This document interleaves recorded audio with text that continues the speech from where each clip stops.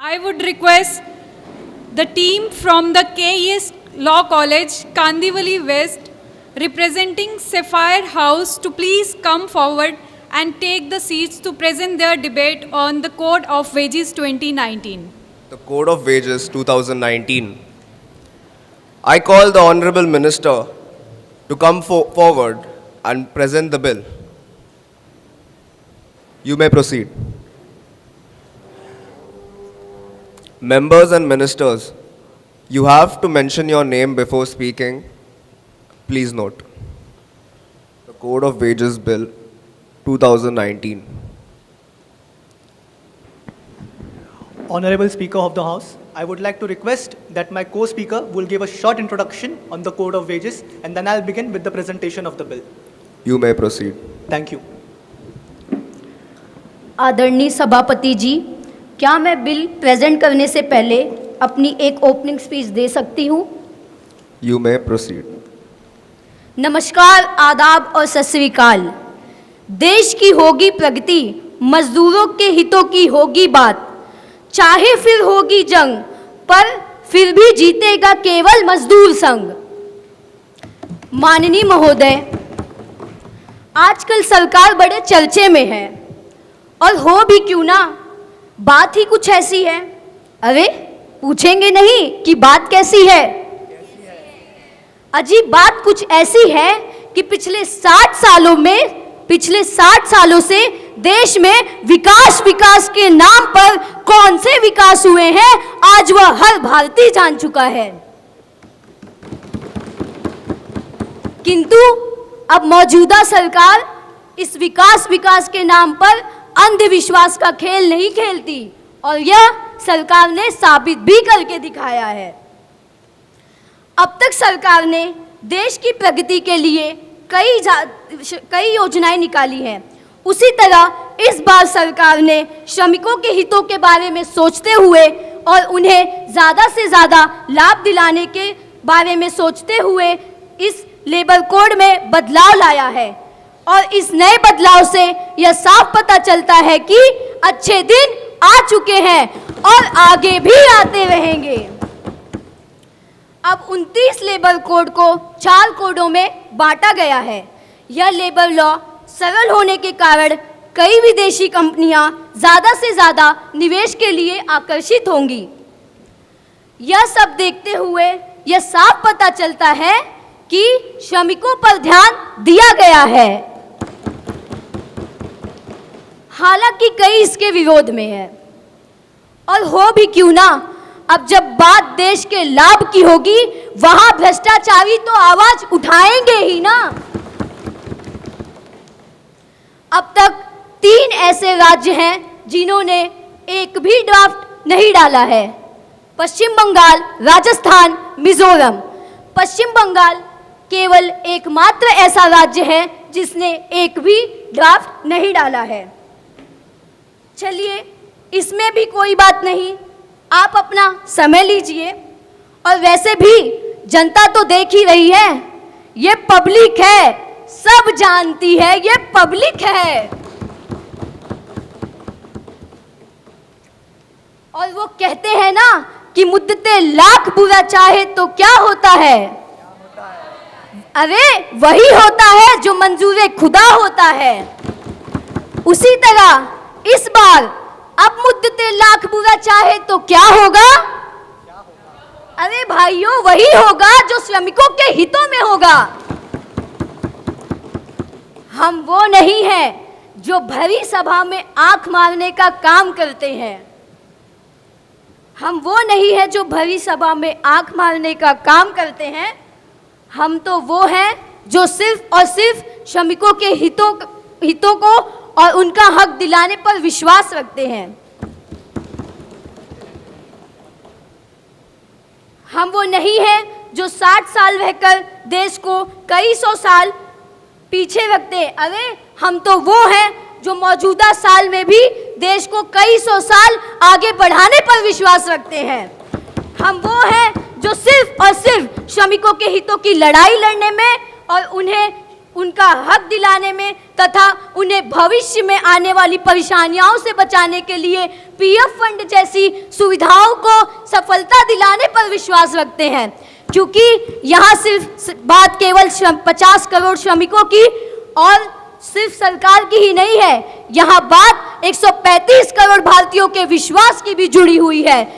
और अगर बात 135 करोड़ भारतीयों के विश्वास की हो तो बदलाव तो होकर ही रहेंगे। क्योंकि सौगंध मुझे इस मिट्टी की, मैं देश नहीं झुकने दूंगी, मैं देश नहीं मिटने दूंगी, मैं देश नहीं बिकने दूंगी। जय हिंद, जय Bharat. With the permission of the Honorable Speaker, I would like to start the presentation of the bill. Ministers and members, please note that before speaking, please mention your name. Thank you. Speaker, my name is Aryan Rajesh Jadhav and I'm a student from KES Law College, Kandivali. Please proceed. इस सदन को सादर नमस्कार करते हुए और अध्यक्ष महोदय की अनुमति लेते हुए मैं कोड ऑफ वेजेस पे मेरे 2 शब्दों की शुरुआत करता हूं। 2002 में सेकंड नेशनल कमीशन ने एक रिपोर्ट सबमिट की थी, एक रिकमेंडेशन रिपोर्ट सबमिट की थी, जिसमें उन्होंने कहा था, एक रिकमेंडेशन दिया था कि सारे लेबर लॉज को कंबाइन करके 4 कोड्स में लाया जाए, जिससे जुडिशियल प्रोसेस में आसानी हो सके, एडमिनिस्ट्रेटिव वर्क में आसानी हो सके। 17 साल लग गए कोड ऑफ वेजेस को यहाँ आने में। पिछले सरकार ने क्या किया, क्या नहीं किया, मुझे नहीं पता, मैं उस विषय में नहीं जाना चाहता, लेकिन शायद पिछले सरकार ने कुछ नहीं किया होगा, इसलिए इस देश के 150 करोड़ जनता ने आज हमें लाया है। और मैं उन 150 करोड़ जनता से ये वादा करना चाहता हूँ कि इस कोड के इम्प्लीमेंटेशन के बाद उनके चेहरों पर जो दुख, जो आंसू थे, वो सुख और समृद्धि में बदलेंगे। जब कोड ऑफ वेजेस की बात आती है तो सबसे पहली बात आती है वेजेस की। आज तक अलग अलग लेबर लेजिस्लेशंस के अंडर वेजेस के काफ़ी वेरियस डेफिनेशंस थे। हमने इस कोड के तहत एक ही यूनिफॉर्म एप्लीकेबिलिटी वाला वेजेस का डेफिनेशन दिया है, जो सारे सेक्टर्स के लिए एप्लीकेबल होगा, जिससे कोई कंफ्यूजन नहीं होगा, कोई डिस्क्रिमिनेशन नहीं होगा, कोई डिटर्मिनेशन नहीं होगा। आज से पहले पेमेंट ऑफ वेजेस एक्ट सिर्फ उन्हीं एम्प्लॉयज के लिए एप्लीकेबल था जो कि एक सर्टेन वेज सीलिंग के नीचे सैलरी ला रहे हैं। मिनिमम वेजेस एक्ट सिर्फ उन्हीं एम्प्लॉयज के लिए एप्लीकेबल था जो शेड्यूल्ड एस्टैब्लिशमेंट्स में काम करते हैं। लेकिन इस कोड के तहत हमने ये प्रोविजन लाया है कि minimum wages, payment of wages इस देश के सारे एम्प्लॉयज के लिए लागू होगा, वो चाहे किसी भी सेक्टर के में काम करता हो, वो किसी भी वेज सीलिंग के नीचे पगार ला रहा हो, वो चाहे किसी भी एस्टैब्लिशमेंट में हो। क्योंकि हम इस बात में विश्वास रखते हैं कि सबका साथ और सबका विकास। आज तक इस देश में काफी वाद विवाद हो रहे थे कि वर्कर कौन है और एम्प्लॉय कौन है। इसके बीच की डिफरेंशिएशन बताना काफी मुश्किल हो रहा था, इसलिए हमने इस कोड के तहत वर्कर का भी डेफिनेशन दे दिया महोदय, और एम्प्लॉय का भी डेफिनेशन दे दिया है। और एम्प्लॉय का डेफिनेशन काफी ब्रॉडर पर्सपेक्टिव में दिया गया है, ताकि एम्प्लॉय और वर्कर के बीच का बेसिक डिफरेंस पता चल सके। क्योंकि एम्प्लॉय जो है वो एडमिनिस्ट्रेटिव वर्क करता है, मैनेजरल वर्क भी करता है, वो मैनेजरल पोस्ट भी रहता है, सुपरवाइजर पोस्ट पे रहता है। इस कारण एम्प्लॉय का जो डेफिनेशन है काफी ब्रॉडर पर्सपेक्टिव में दिया गया है। हमने सिर्फ वेजेस ही नहीं, उनके टाइमली पेमेंट्स के लिए भी एक नया क्लॉज लाया है। जो डेली वेजेस पे काम करते हैं, उनकी शिफ्ट खत्म होने के एक वही समय पर उनको उनका पगार, उनका डेली वेज मिल जाना चाहिए।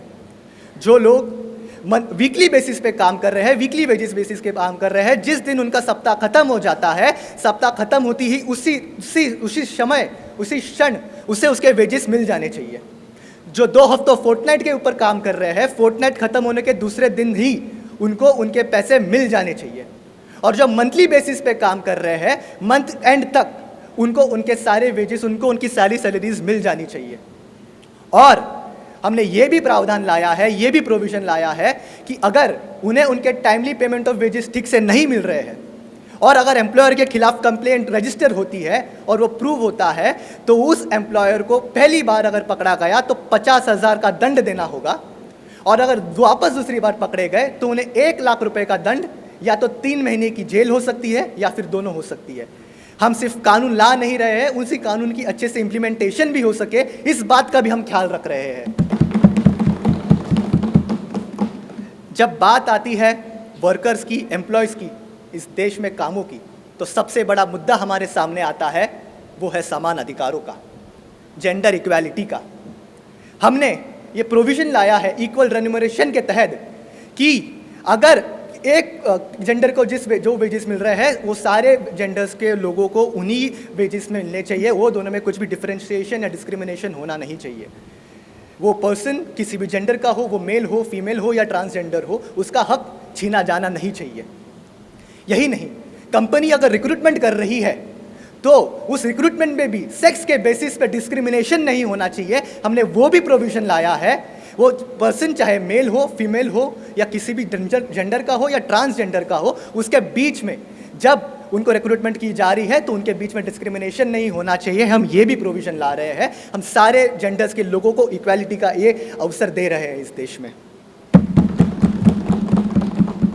आज तक इस देश की महिलाओं ने, इस देश की स्त्रियों ने काफ़ी अत्याचार सहे हैं, इतिहास गवाह है उस बात का। उन्होंने काफ़ी जुर्म सहे हैं, लेकिन अब और नहीं।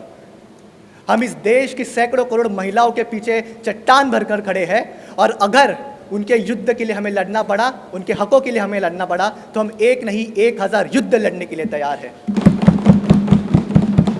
मैं महाराष्ट्र के पावन भूमि से आता हूँ, मैं महाराष्ट्र के पावन माटी से आता हूँ, मैं उस भूमि से आता हूँ जहाँ सावित्रीबाई फुले का जन्म हुआ था, मैं उस भूमि से आता हूँ जहाँ राजमाता जीजाबाई का जन्म हुआ था, मैं उस भूमि से आता हूँ जहाँ लताताई मंगेशकर का जन्म हुआ था, मैं उस भूमि से आता हूँ जहाँ सिंधुताई सकपाल का जन्म हुआ था।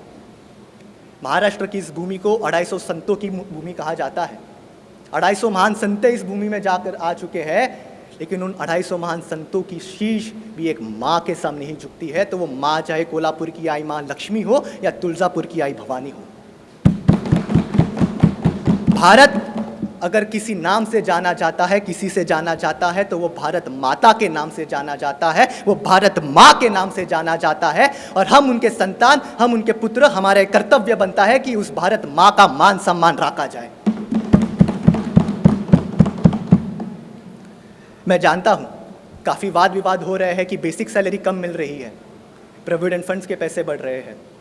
मैं सर्वे करके आया हूँ, विपक्ष महोदय जो भी इस सांसद में है, मैंने लोगों से पूछा कि अगर आपके हाथ में इनहैंड सैलरी कम आए, लेकिन अगर आपका प्रोविडेंट फंड का पैसा बढ़े, तो क्या ये आपको चलेगा?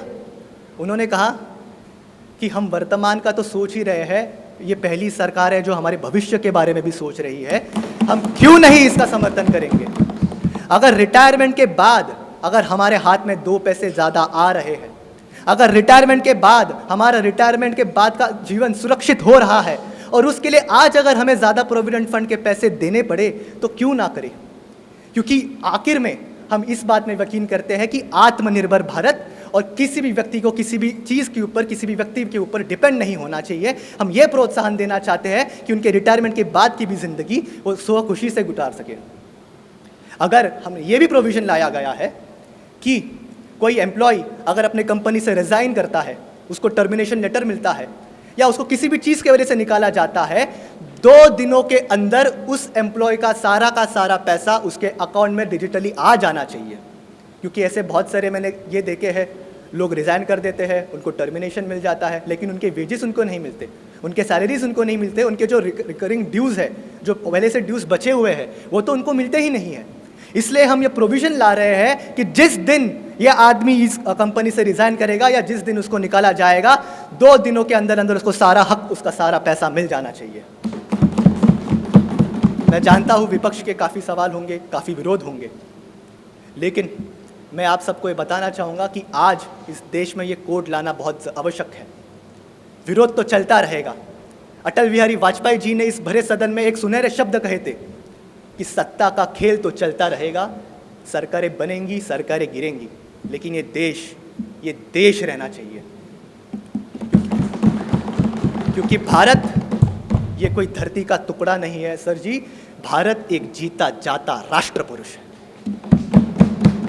अटल बिहारी वाजपेयी जी ने कहा था कि ये वंदन की धरती है, ये अभिनंदन की धरती है, ये अर्पण की भूमि है, ये दर्पण की भूमि है।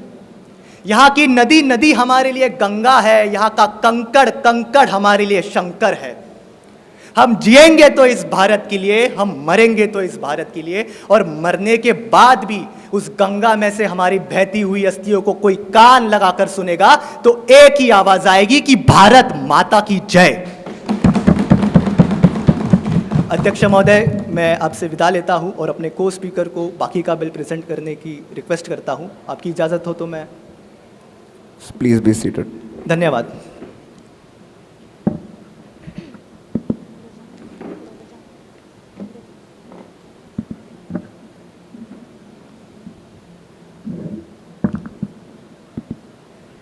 आदरणीय सभापति जी, मैं श्रम मंत्री चेतना गर्ग आपकी अनुमति से इस बिल की प्रस्तुति करना चाहती हूँ। You may proceed. धन्यवाद। ना भूलेंगे उन कंधों को जो देश की नींव लगाता है। एक अगर सरहद पर है तो एक यहाँ घर घर में है।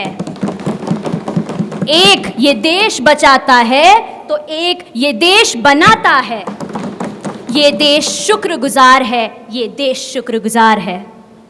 मैं आप सभी को आदरपूर्वक नमस्कार करती हूँ। आप सभी को हमारे आज़ादी के अमृत महोत्सव पर शुभकामना देते हुए बड़े ही उत्साह से इस सदन में इस बिल की प्रस्तुति करने जा रही हूँ।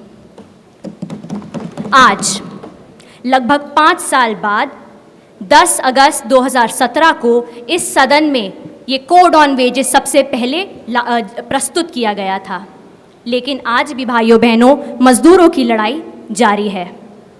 आज हमारे देश में कई कंधे हैं। ये कंधे मजदूर, संगठित और असंगठित क्षेत्र के कर्मचारी, गिग, प्लेटफॉर्म वर्कर्स इत्यादि, ये सभी कंधे जो ना ही केवल इस देश की प्रगति के लिए पूरी तरह जिम्मेदार हैं, बल्कि आज वो कंधे गरीबी, बेबसी और साथ ही घरेलू जिम्मेदारी और गरीबी के जूतों तले नस्तिनाबूत होते जा रहे हैं। ये देश इन्हीं कंधों के लिए शुक्रगुजार है, लेकिन आज भी उनकी लड़ाई जारी है। इसलिए हमें ऐसे अवसर ढूंढने चाहिए आदरणीय सभापति जी, जिसमें हम उनका सम्मानपूर्वक ऋण चुकाएं। अगर हम इतिहास के पन्नों को पलट कर देखें तो ये बिल प्रस्तुत करते हुए मुझे अति गर्व होता है। 1969 की नेशनल लेबर कॉन्फ्रेंस में तो ये स्थापित कर दिया गया था कि national minimum wage is neither feasible nor desirable. ILO international labour organisation तो 1928 से मिनिमम वेज की वकालत करती आ रही है, पर फिर भी हम पीछे क्यों? जी हाँ, ये सत्य है कि हमारे देश में नेशनल मिनिमम वेज पहले भी था, पर पूछिए क्या वो लीगली बाइंडिंग था? नहीं, वो लीगली बाइंडिंग नहीं था। ILO की 2018 की इंडिया वेज रिपोर्ट के हिसाब से हर किसी को नेशनल मिनिमम वेज के हिसाब से पैसा नहीं दिया जाता। देश के केवल 32% लोग ही नेशनल मिनिमम वेज का पात्र बन पाए। साथ ही उनमें से भी 30% लोगों को नेशनल मिनिमम वेज से कम मिलता रहा, पर इसके ऊपर कोई कार्रवाई नहीं हो पाई। पर अब आदरणीय सभापति जी, ऐसा नहीं होगा, क्योंकि इतने सालों की मेहनत के बाद आज वो स्वर्ण अवसर आ चुका है कि हम श्रमिकों के अधिकारों की लड़ाई के सफ़र में उस मुकाम पर पहुंच चुके हैं कि हम अब अधिकारों की दुर्गति बिल्कुल स्वीकार नहीं करेंगे। हमारे आदरणीय प्रधानमंत्री जी, इनके नेतृत्व में ये संभव होने जा रहा है कि इस कोड में नेशनल मिनिमम वेज को लागू किया जाएगा पूरे देश में। इसके साथ केवल यही नहीं, साथ में रेप्टाकॉस ब्रेड की सारी गाइडलाइंस जो सुप्रीम कोर्ट के 1992 रिपोर्ट में लागू की गई थी, वो सबको पूर्ण रूप से पालन किया जाएगा। साथ ही नेशनल मिनिमम वेज अब से लीगली बाइंडिंग होगी। लेकिन आदरणीय सभापति जी, सच्चाई तो ग्राउंड लेवल पे जाके ही पता चलती है। इसी कारण से मैंने ग्राउंड लेवल पे जाकर कुछ माताड़ी और फैक्ट्री वर्कर्स से बात की। उन्होंने मुझे बताया कि किस तरह मालिक उनके हक के पैसे को मार लेते हैं। मैं उनकी आंखों में उनका दर्द समझ गई। मैं समझ गई कि वो दर्द क्या होता है जब अपने हक का पैसा समय पर नहीं मिला जाता। मैं समझ गई कि उनका दर्द क्या है। ये श्रम राशि उनकी सम्मान निधि है और इसमें देरी अब स्वीकार्य नहीं। कर्मचारी अपनी सभी शिकायतों को एक सिंगल विंडो मैकेनिज्म में दर्ज करा सकते हैं। शिकायत की व्यवस्था अब अति सरल कर दी गई है। अब आप केवल जाके एक गजेटेड ऑफिसर पे कंप्लेंट करवा सकते हैं। और इस आपकी जानकारी के लिए आदरणीय विपक्षी दल के लोगों की जानकारी के लिए, इस गजेटेड ऑफिसर पे की निरपेक्षता पर शक करने का खतरा भी नहीं किया जा सकता, क्योंकि इस कोड में ये दावा किया जाता है, धारा 45 में अपेलेट कोर्ट को civil code of civil procedure 1908 के अंदर एक सिविल कोर्ट का दर्जा दिया जाएगा। साथ ही भाइयों बहनों, सिर्फ 3 महीने में ये सिविल कोड अपने निर्देश लागू करवा सकती है और देरी के मिलते वक्त कॉम्पनसेशन वेज का 10% भी जा सकता है। अगर फिर भी ज़रूरत हो तो आप चाहे तो अपील भी करा सकते हैं, जिसकी लिमिट भी हमने बढ़ा दी है 3 साल तक, जो पहले केवल 2 साल थी। इस कोड के लागू होने से ये वादा किया जाता है कि अब मजदूर या कर्मचारी को अपने अधिकार की राशि मांगने के लिए कोर्ट कचहरी में अपनी चप्पल घसीटनी नहीं पड़ेगी। हमारे आगे बढ़ते हुए आदरणीय सभापति जी, हमारे देश के उत्थान का सबसे बड़ा रोड़ा ये है कि देश के 90% लोग अनऑर्गेनाइज सेक्टर में हैं। इसी कारणवश वो सारे एम्प्लॉय बेनिफिट्स क्लेम नहीं कर पाते। इसीलिए द कोड ऑन वेजेस 2019 द्वारा ऐसा इतिहास में पहली बार होने जा रहा है कि वो एम्प्लॉय कर्मचारी ऑर्गेनाइज सेक्टर का हो या अनऑर्गेनाइज सेक्टर का हो, उसे एक एम्प्लॉय होने का पूर्ण हक मिलेगा।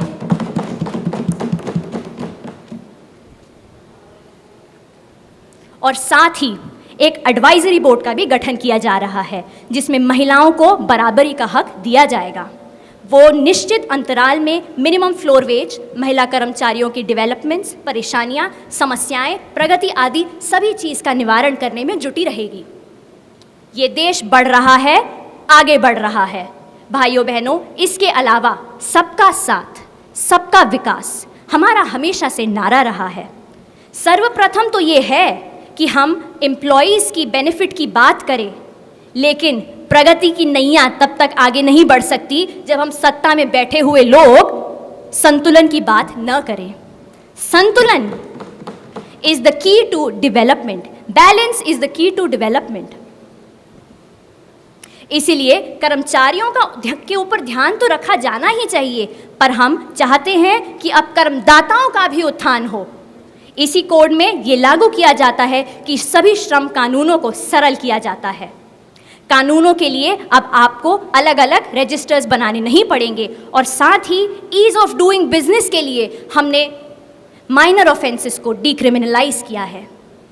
आदरणीय सभापति जी, अब वो समय, आज भी वो समय ज़्यादा दूर नहीं गया है जब हम कर्मचारियों की परेशानियों को सुनने में झिझकते थे, जब उनको अमीरों के जूतों तले रौंदे जाना भी प्रश्नात्मक नहीं होता था। वो समय दूर नहीं गया है। इसीलिए मैं आप सभी से अनुरोध करती हूँ कि हम सुनीति और धर्म की ओर बढ़े। यही उत्थान का उद्देश्य हम सभी का होना चाहिए। इसी उम्मीद से मैं हमारे विरोधी दल को और सभी प्रदेशों से उनकी सहायता मांगती हूँ इस समानता और कल्याण की लड़ाई में। जय जवान, जय किसान, जय कर्मगार। धन्यवाद।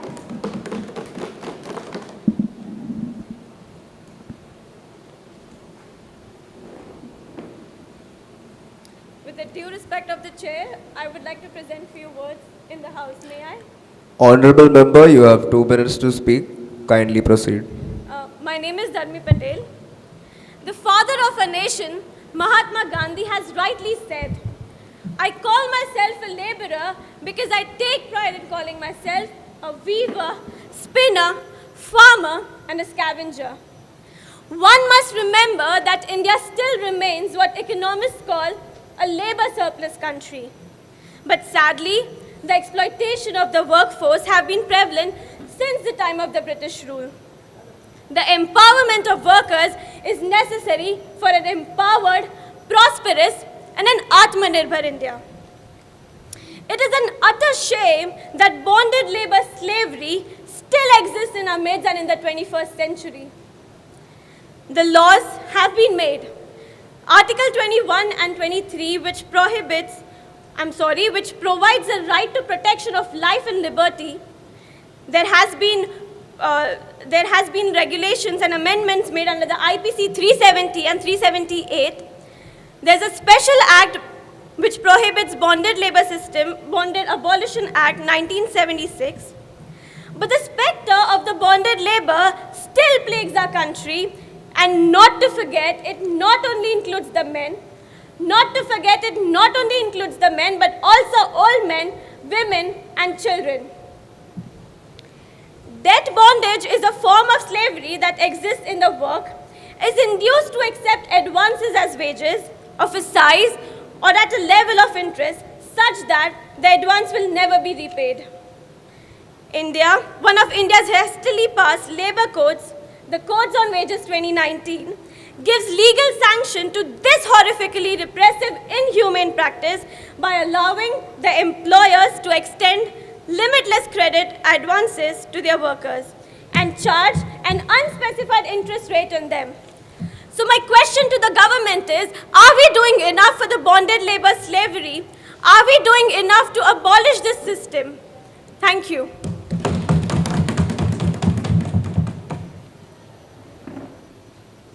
I seek the permission of Honorable Speaker to... Honorable member, you may proceed to speak. Thank you. सरकार ने कुछ बातें रखी. Honorable member, kindly note before speaking you need to tell your name. Oh, sorry, apologies. My name is Janam Sonpal and I'm from KES Law College. सरकार ने कुछ बातें रखी. पहले मैं 2 लाइन बोलना चाहूँगा. Revolution in labour will bring revolution in industries. जब तक लेबर के लिए हम प्रोविजंस नहीं लाएंगे तब तक इंडस्ट्रीज में कोई चेंजेस नहीं आएगी. यहाँ पे माननीय मिनिस्टर ने ये कहा कि ILO का डेफिनेशन है, that is international labour organisation. उन्होंने क्लियरली कहा है कि minimum wages should be satisfying basic necessity. Are 178 rupees sufficient to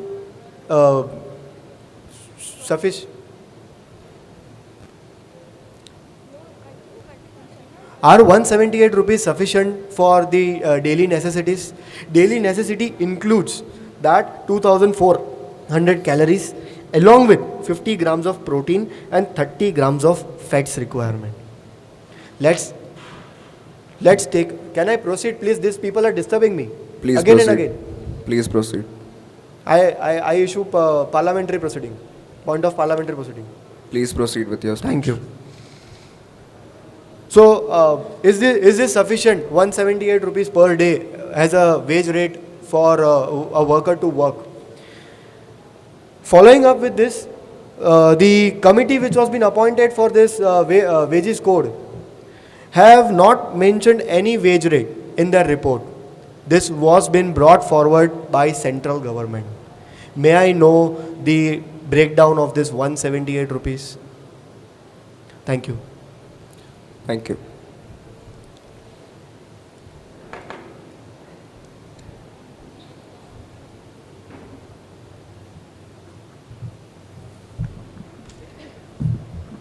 Honorable Speaker, may I, with your permission, give a response to that? Please proceed. First of all, let me enlighten you, Mr. Worthy Legislator. According to the Rule 3 of the Code on Wages Draft 2020, it has been provided that the REPTACOS guidelines, the Supreme Court guidelines 1992, which includes the minimum living standards of a person, is going to be followed while setting the minimum wage, the national minimum wage. Besides that, you talk about 2400 calories, and let me tell you, that is the Satpathy Committee's report. I agree, but we as a government would like to move way forward and not only include just 2400 calories for the benefit of the employees, we would also like to, we are actually going beyond that and considering 2700 calories for the employees according to the REPTACOS guidelines. Besides that, till now, if you talk about the current minimum wage report, the code on the central government's minimum wage notification April 2022, not very long back. The minimum wage, even for the agricultural sectors, the unskilled laborers, has been 333 rupees, and for the highly skilled is 438. Let me enlighten you, sir. This is the very recent information on national minimum wages, and if I refer to the prices for the people working in cases of mines, it is 772 rupees, way beyond 178, sir. Thank you. With the permission of your Can I honorable rebut? I need a rebuttal. Please Can I- proceed. Thank you. After me. After me. Please, No. please let him keep his point. Then together I will keep mine. Honorable Minister, you have 2 minutes to speak. धन्यवाद. Please proceed. Sir, आपने कहा कि जब तक labours के लिए न्याय ठीक से नहीं आएगा, इंडस्ट्रियल रेवोल्यूशन नहीं आएगा. आपने ध्यान दिया कि नहीं पता नहीं, लेकिन मैंने बस कुछ ही मिनटों पहले सारे न्याय बताए जो इस देश के मजदूर, इस देश के एम्प्लॉय के लिए बेनिफिशियल है. आपने कहा कि क्या 178 मिनिमम वेज इस देश के मजदूर के लिए काफ़ी है. 178 मिनिमम वेजिस है, वो मिनिमम फ्लोर वेजिस है. हमने ये प्रोविज़न लाया है कि इस देश में कहीं पे भी 178 से नीचे किसी को भी वेज नहीं दिया चाहिए. 178 से आगे आप ऊपर आप कितना भी दे सकते हो, वो आपके. Let me finish.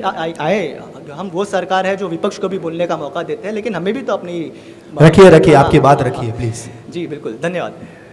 आपने कहा कि उन कैलोरीज की कैसे होगी ओरिजिनल, जैसे कि इन्होंने कहा कि 178 क्यों रखा है. इस देश में सबसे बड़ी मुश्किल अब तक जो है वो है regional disparity.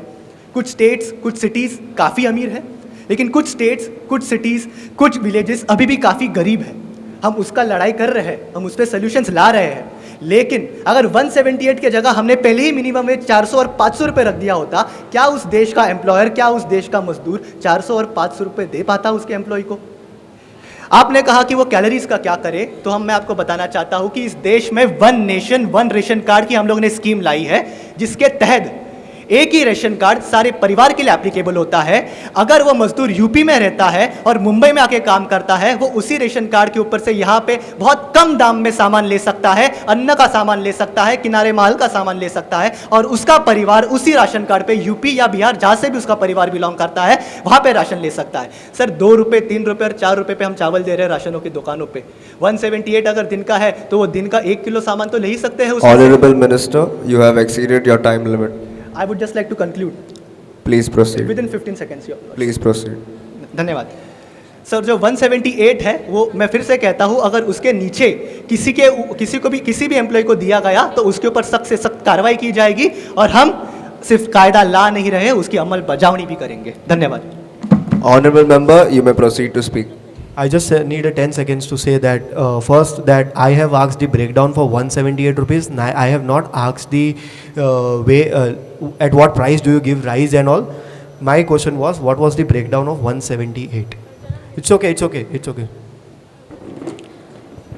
Honorable Speaker, I would like to ask the government to respond to the question that I've asked. Kindly do that. Honorable member, you may proceed to speak. The Honorable Speaker, as the Speaker from the other house requested that her answer should be answered, fellow parliamentarian. You may proceed after the honorable member may speak. All right. Thank you. My name is Isha Joshi, and I'd like to present a couple of questions to the government. With your permission, please. Please proceed. इस भरे सदन में मेरा आपसे 2 सवाल है. मेरे 2 सवालों का जवाब आप आज दीजिए. स्टार्टिंग विथ जो इन हैंड सैलरी मिलती है सभी वर्कर्स को, इन हैंड सैलरी आपने इस प्रोविज़न के तहत कम कर दी है और पीएफ आपने बढ़ा दिया है. Speaking of which, through this अगर आपका वर्तमान ही सेफ नहीं होगा तो आपका भविष्य का आप कैसे सेव करेंगे? कोई मेडिकल इमरजेंसी हुई, कोई भी टाइप की इमरजेंसी हुई, फीस भरनी हुई, किसी भी कारण के तहत अगर किसी लेबरर को पैसे की ज़रूरत पड़ी, मिड ऑफ द मंथ में, स्टार्टिंग ऑफ द मंथ में इन हैंड सैलरी होगी, मिड या एंड ऑफ द मंथ में फाइनेंशियल क्राइसिस के समय पर वो किस तरीके से अपना गुजारा करेंगे, किस तरीके से बिल भरेंगे, किस तरीके से अपने माँ बाप के लिए अगर एक्सीडेंट के तहत, कोई भी मेडिकल इमरजेंसी के तहत किस तरीके से पैसे जोड़ेंगे? आप कहते हैं कि आप फ्यूचर सिक्योर कर रहे हैं, लेकिन उनके प्रेजेंट का ही कोई ठिकाना नहीं रहा, तो वो फ्यूचर का किस तरीके से देखेंगे? मेरा पहला सवाल ये था। दूसरा सवाल, अगर किसी भी एम्प्लॉय को रिट्रेंचमेंट के तहत कंपनी से निकाल दिया जाता है तो उन्हें कॉम्पनसेशन नहीं दिया गया है। आपके कोड में कोई भी प्रोविजन नहीं है जो रिट्रेंचमेंट कॉम्पनसेशन की बात करता हो। अगर रिट्रेंचमेंट कॉम्पनसेशन नहीं मिलता है तो एम्प्लॉय को अपने काम से निकलने के बाद वो कहाँ जाएगा, किस तरीके से अपना गुजारा करेगा? एड़ियाँ रगड़नी पड़ जाएगी उसे अपना गुजारा करने के लिए, क्योंकि आप उसे कोई भी कॉम्पनसेशन प्रोवाइड नहीं कर रहे हैं। धन्यवाद। Honorable member, you may proceed to speak. Please be seated. The answer before on a fellow parliamentarian wanted the bonding labors. Please proceed.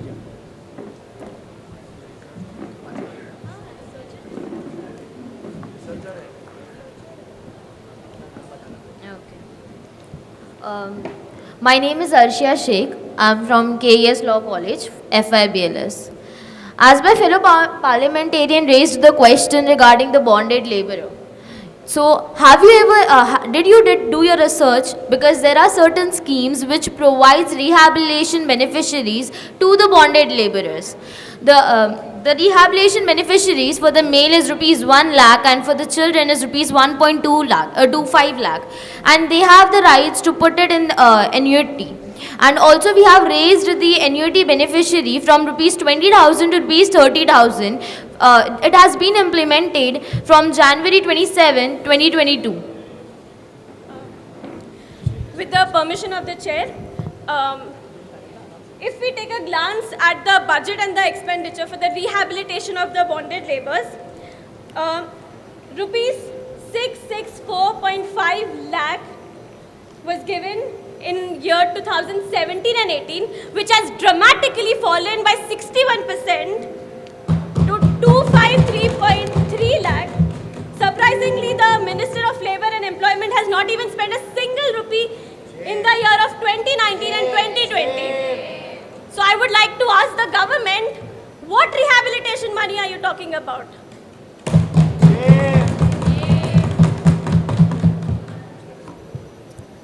May I speak, please? My name is Ashlyn from KS Law College.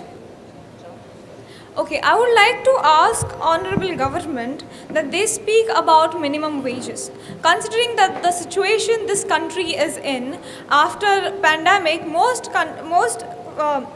industrial institutions need that flexibility of reducing the minimum wage just so they could work. In times of such financial conditions like pandemic, if there is lack of flexibility of reducing minimum wage, companies might go bankrupt. What would you want to say about that? Secondly, there is a potential job loss for workers and higher structural unemployment. Some jobs simply do not create too much value for a firm. If companies are forced to pay minimum wages in those jobs, they are likely to reduce their staff. Thirdly, minimum wages that you speak upon is 176 per day. 178 per day, 178 per day, and across the country. Now this uniformalization is not going to work because a cost of living in, let's say, a state like Jharkhand and cost of living in a city like Mumbai clearly differs. So even if that is there, it is not going to help. Secondly, minimum wage according to RBS report, average wage according to RBI's report states that around the states, excluding non-agricultural workers, is mostly more than 200. Now that you're making it 178 per day, will it not give the employers that liberty to reduce it?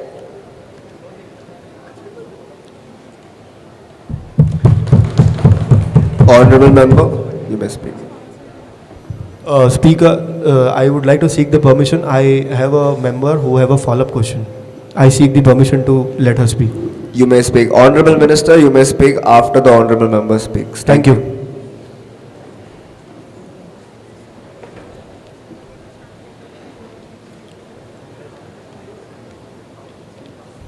नमस्कार, मेरा नाम नीलाक्षी पाल है।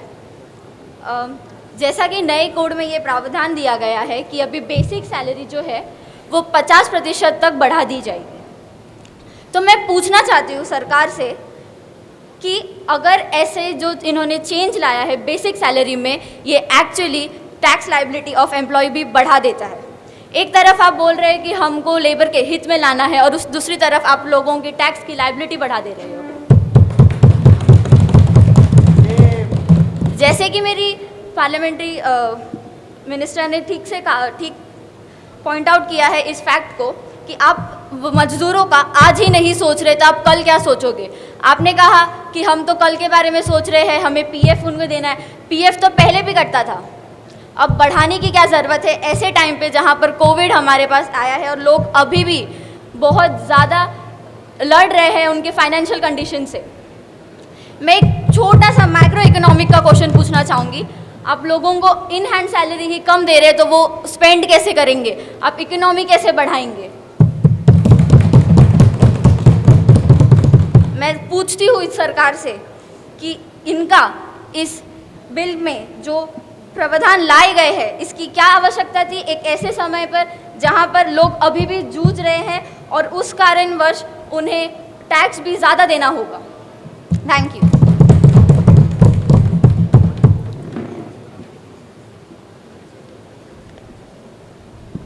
With the permission of this honorable speaker, firstly, to answer the worthy legislator, Isha, who talked about retrenchment. Firstly, the concept and the coverage of retrenchment is not in this code. It will be covered in the following Social Security Code, where your questions will be answered. Let me please complete. Member, please be seated. Besides that, you talked about Provident Fund.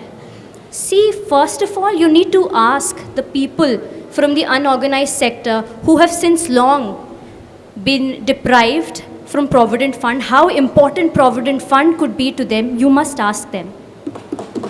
And then you will understand how important Provident Fund is. Provident Fund is your savings which you will use once you're retired and when you are unable to work due to a disability. And let me recall that it was the Provident Fund which came to rescue when the COVID affected and depleted salaries of people. So the importance of Provident Fund cannot be explained more than, the importance cannot be over-explained because it is extremely important. Honorable member, your time limit has been exceeded. And just 1 second. You talked about medical emergency. Let me enlighten you. In case of medical emergencies, Provident Funds can be removed. And you can also take loan on Provident Funds in case of any financial crisis. Thank you.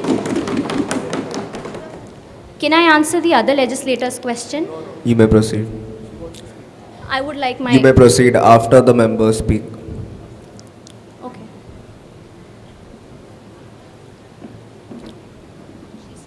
There's a follow-up question to your answer. Speaking of retrenchment that you said that it's covered under Social Security Code, yet the compensation for the same should be covered under Minimum Wage Code. Compensation, speaking of compensation, the definition is covered under Minimum Wage Code. Hence, if retrenchment is covered under Social Security Code, speaking of the compensation, it should be covered under Minimum Wage Code. There is no provision on the compensation in case an employee has been retrenched. another follow-up question, speaking about unorganized sector that you had mentioned with respect to them having an importance of provident funds and getting loans and stuff like that. The process of that will take longer. The medical emergency happens to be today. The accident has happened today.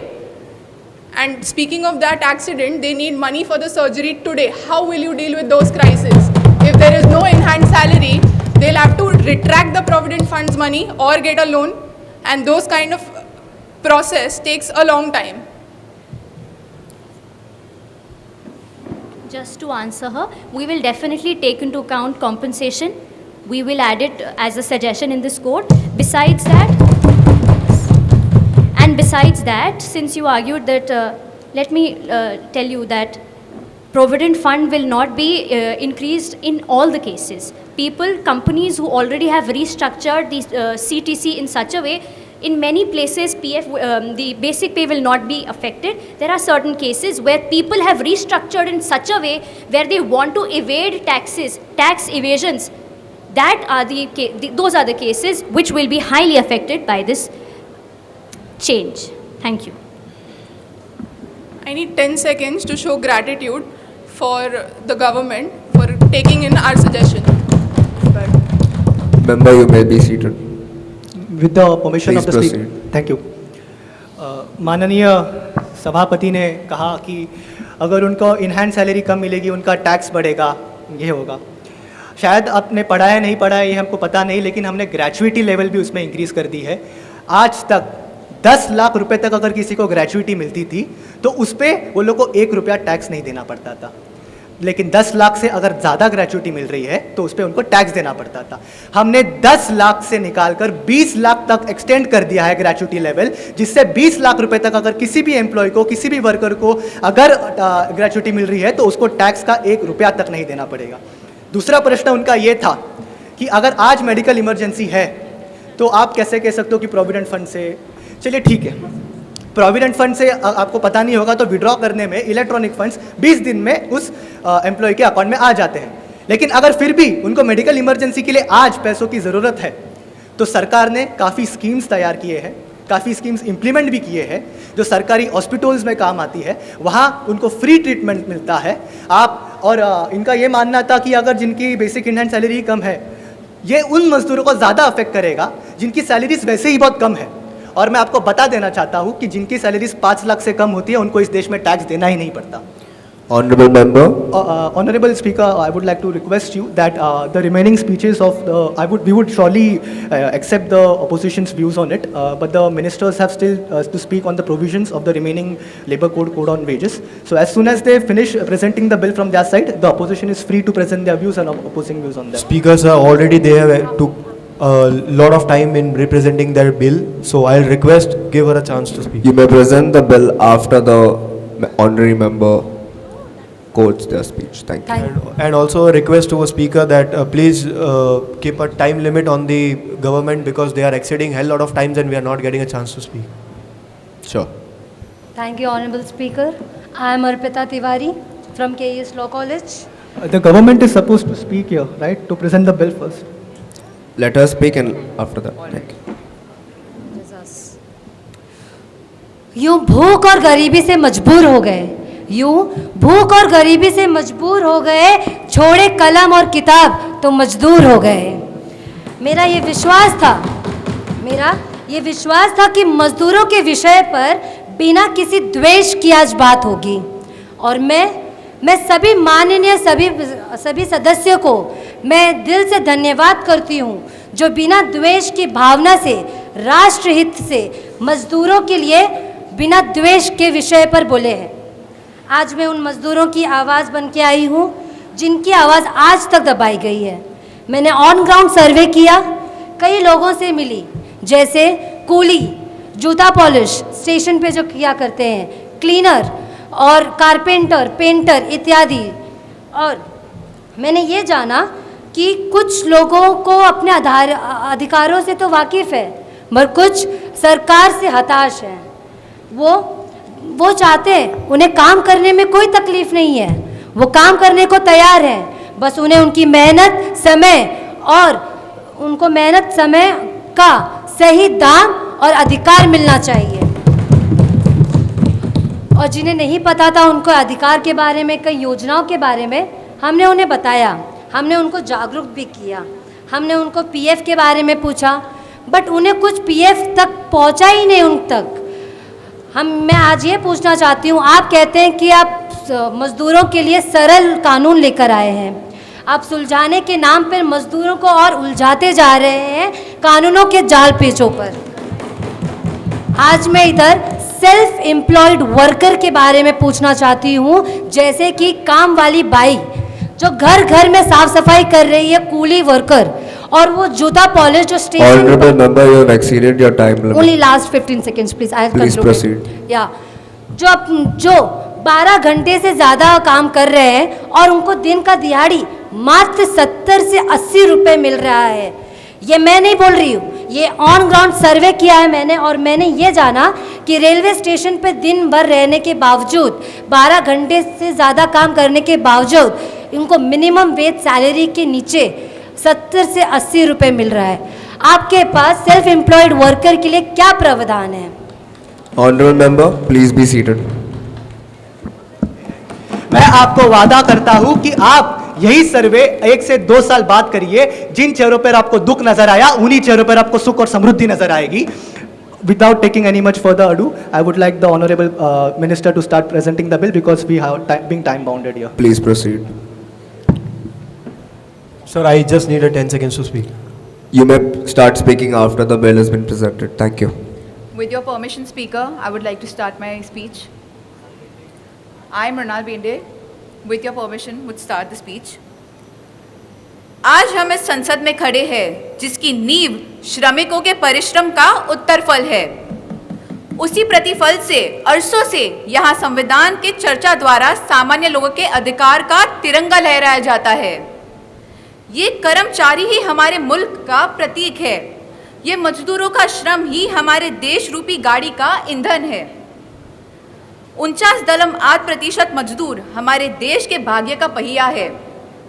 Corona काल का धक्का इतना विनाशकारी था कि ये पहिए ढीले हो चुके थे, परंतु हमारी सरकार ने 2019 कोड ऑन वेज एक्ट के माध्यम से कामगारों के जीने के अधिकार का आधार बढ़ाया।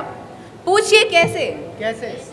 वह ऐसे कि सरकार ने मिनिमम वेज अध्याय 2 खंड 5 से 14 में 50 करोड़ उपेक्षित और असंगठित क्षेत्रों के भाई बहनों को सामान्य लाभ देने की प्रस्तुति की। भौगोलिक स्थानों, कार्यगरक शक्ति एवं विज्ञान के भेद करके देश के राज्यों के लिए फ्लोर मिनिमम वेज 178 रुपए करीब किया गया था, जिसके नीचे 1 रुपए कम वेतन नहीं दिया जाएगा, और अगर दिया गया तो सख्त दंड भरपाई करनी पड़ेगी। 77 साल के स्वतंत्रता में पहली बार श्रमिकों के इतिहास बदलेगा। ये सरकार स्मॉल स्केल इंडस्ट्री का विकास लाएगा, बाल गंगाधर तिलक की स्वदेशी चाल चलाएगा और समय पर वेतन दिलाएगा। पीढ़ी दर पीढ़ी ये वर्ग समाज की नींव की ईंट बनी हुई है, मगर उपेक्षा, अपमान और शोषण ही मिलता आ रहा है। इसीलिए सरकार ने ये तय किया है कि इन्हें इनका अधिकार दिलाया जाए, ताकि नागरिकों के अग्रिम पंक्ति में ये सम्मान और स्वाभिमान के साथ अपना जीवन जी सके। Honorable Minister, you have been exceeded your time limit. With your permission, I would like to continue for a few seconds. Please proceed. मैं माताड़ी और कामगार संघ के अध्यक्ष को मिली। कोड ऑन वेज एक्ट पे वार्तालाप हुआ, जिससे ये मालूम हुआ कि श्रमिक संघ इस एक्ट के पूरे पक्ष में है, क्योंकि सरकार श्रमिकों की पुकार सुन रहा है और उनके जीवन शैली और आगे की सुरक्षा को सोने सी चिड़िया बना रहा है। राज्य सरकारों ने इस बिल का स्वागत किया है, कुछ राज्य सरकारों ने, जिससे ये मालूम होता है कि राज्य भी श्रमिकों के हित के निर्माण सजाने की राह पर है। ये मसौदे मजदूरों को उनका हक प्रस्तुत करेगा, उनको अपने पैरों पे खड़े होने की क्षमता प्रदान करेगा और बराबरी दिलाएगा, पर उसके लिए विपक्ष को सरकार के कंधे से कंधे मिलाने की गुजारिश की जाती है। प्लीज। धन्यवाद।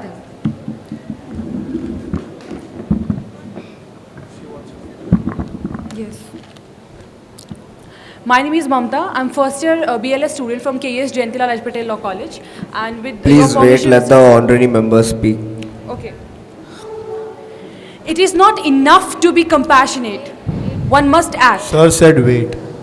Please wait. Could the honorable government members be kind enough to enlighten us on the following points? The bill talks about no spontaneous lockouts without prior consent or notice. How is this not disadvantageous to those businesses that operate in markets with irregular demands or fluctuating financial Point of viability? order, this is from the Industrial Relations Code. We are here talking about the Code of Wages. Whatever recommendations the Honorable Speaker has, she can give during the Industrial Relations Code during. Honorable member, please be seated. Ma'am, sir, I have. Honorable member, please be seated. I have a question. Could I please? With your permission, Honorable Speaker, I would like to start my speech. Please proceed. My name is Mamta and I'm a FIBLS student from KS Law College. It is not enough to be compassionate. One must act. And that's what the new wage codes are all about. In this wage code, we have brought a provision under which advisory boards will be set up by the central and state governments. These boards will consist of equal number of employees, employers, and state government representatives and independent persons. 1/3 of the board will be women members. These boards will advise the government on minimum wage fixing and increasing the employment opportunities for women. This board will ensure that there is no discrimination against anyone and the workers will get what they deserve. There were no such labor laws and no one even tried to make change because change can be difficult. But what we have brought to this table is the beginning towards building a great nation and a developed nation. I promise the day is not far when we will become a developed nation from a developing country. Well, I'm a bit surprised to see the opposition raising questions over these codes because such welfare codes have never Honorable been... Minister, your time has been exceeded. I'd just like to conclude Please be that. seated. My last words... Please be seated. Thank you.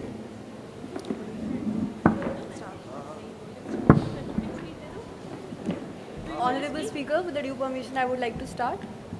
You may proceed. Speaker, I think the government has spoken for too long.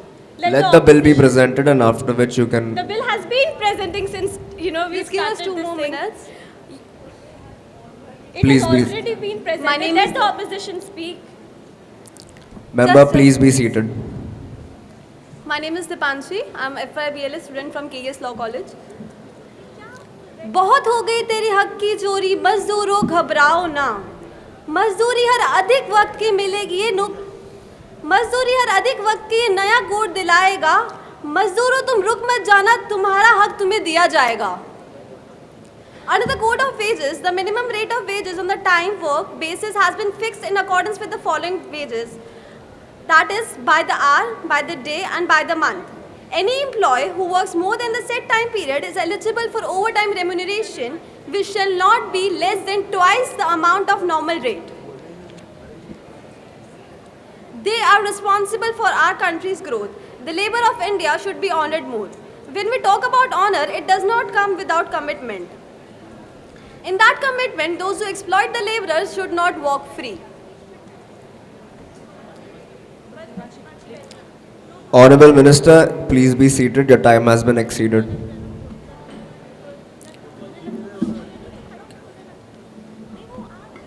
Speaker, sir, I have a point. Can I put forward my views in this parliament? Please proceed. Thank you. So, Honorable Ministry have said about the Provident Fund, and also recently Ministry have put forward the e-Shram scheme. So, I would like to ask Ministry that whether you know what is the procedure of e-Shram card, because Provident, if you are getting your Provident Fund deducted, you cannot proceed for e-Shram card. And e-Shram card is for labor workers. Thank you.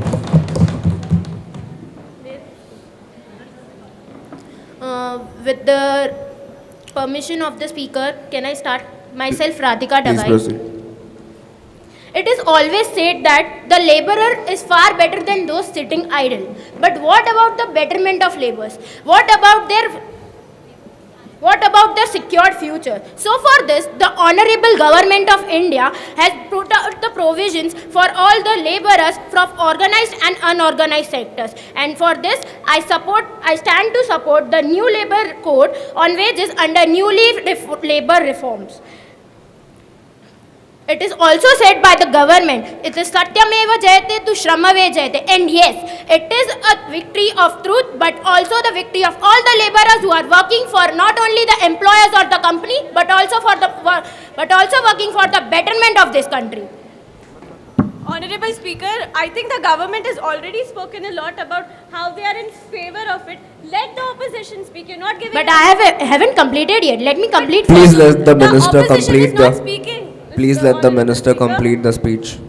Please be seated. Thank you. So when it comes to the betterment of the laborers and for the betterment of the country, the only question is raised is what about the offences committed by the employer on the employee in the establishment or the company. And for this, the government has put on the provisions which are, if the employee pays to any employee less wages as committed in the labor minimum wages code, he shall be punished with the penalty of rupees 50,000. And also previously there were no rules for the improper and non-maintenance of the record in the establishment, but now as per the new wage code,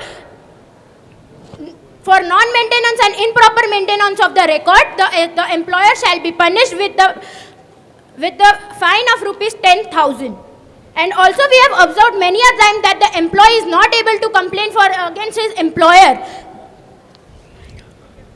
Thank you. Hence I conclude my speech. Honorable Minister, you may be seated. Please be seated.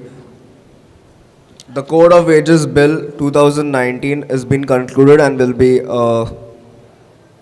be carried forward in the next session. Thank you. Honorable Speaker, the opposition didn't get a chance to talk. All what happened was the government just presented the bill. Whatever the recommendations of government, the whatever the opposition's Please recommendations maintain the would- decorum think- of the. Bill present please we maintain would, we the would take decorum into of the. consideration whatever the recommendations are given by the opposition. Please maintain the decorum of the House. Dialogue Thank बाजियां you. चल रही है कि present bill हो रहा है, ये तो हमें पता ही नहीं. So we are Schemes ready के to नाम पे address क्या-क्या questions scam by the देती है opposition. government, सब जानता है ये. We are ready to entertain questions.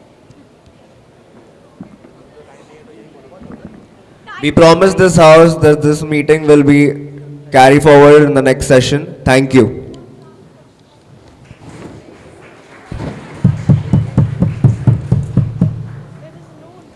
It is the mistake of It is impossible to practice parliamentary politics without having patience, decency, politeness, and courtesy. Thanks, Sapphire team, for being so polite.